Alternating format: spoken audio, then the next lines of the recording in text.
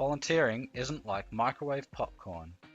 It's more like that tomato plant you buy from Bunnings and tend to for a while before getting to enjoy the fruits of your labour. I read this quote the other day and it helped me remember that it takes both patience and persistence to become a volunteer. It's important to think of and treat volunteering as you would applying for a job.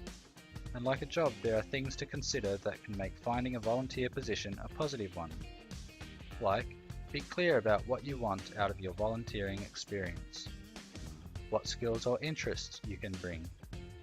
Are there causes or issues that you passionately care about? What type of commitment can you make? When are you available? And do your values, beliefs, and interests align with the organisation? Also, consider roles that are close to home or that are easy for you to get to. As many organisations looking for volunteers have limited staff, who are often volunteers themselves, it might take a few days for them to respond to your application, so be patient and don't get disheartened. Screening volunteers appropriately for positions is critical. This is a standard procedure used to protect volunteers, organisations and service users and ensures you are the right fit for the role. It can involve an interview, a police check, a working with children check, and reference and qualification checks. A police check involves getting a National Police Certificate issued by Victoria Police. Some organisations use CrimCheck, which does a similar check through an online system. Most organisations initiate and pay for the check, however others ask volunteers to cover this cost. If you are unsure about who pays, check with the organisation. A prior criminal record will not automatically disqualify a person from becoming a volunteer.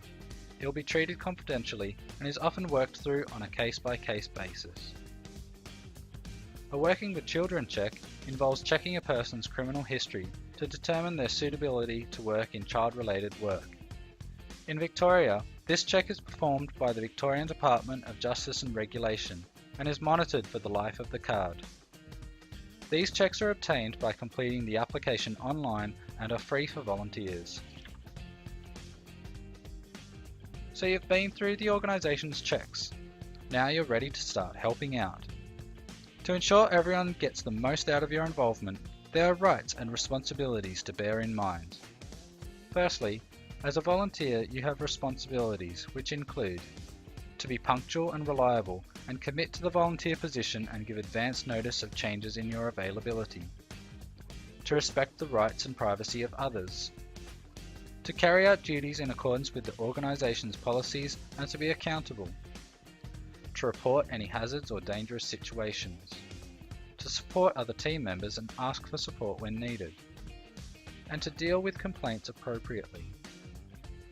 You also have rights, which include a safe work environment, a volunteer agreement and position description, an orientation, information about the organisation's policies, training and supervision, to be respected as part of the team, to be informed about the organisation's grievance procedure, reimbursement for out-of-pocket expenses.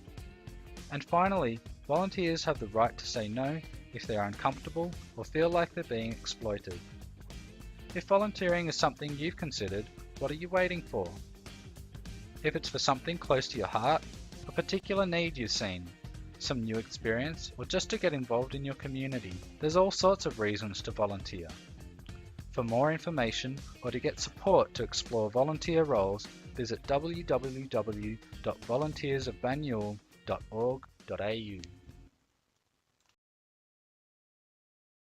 Created using Powtoon.